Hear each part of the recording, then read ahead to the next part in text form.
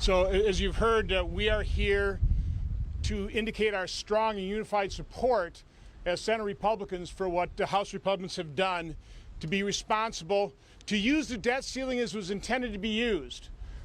Yes, increase it so we don't default on our debt, but attach to it the fiscal controls that quite honestly, all this deficit spending is mortgaging our children's future. So we need to do something. The American people support us in doing that. Being the accountant in the group here, I want to talk a few numbers, not many, but I want to lay out how incredibly reasonable this proposal is and why Senator Schumer should bring this up on the floor of the Senate and pass it, and President Biden ought to sign it. I want to give a big shout out to Senator Rick Scott, who tenaciously held weekly dinners between conservatives in the Senate and conservatives in the House, and we worked our way through this issue. None of us have ever voted for an increase to debt ceiling. We didn't want to do so.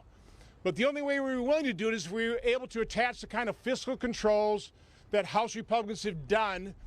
But you have to understand how far the House conservatives moved in the direction to get 217 votes to pass this in the House.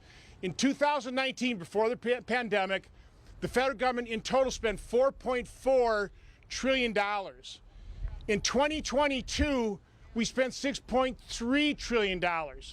President Biden in next fiscal year wants to spend $6.9 trillion. That's more than a 50% increase over pre-pandemic levels.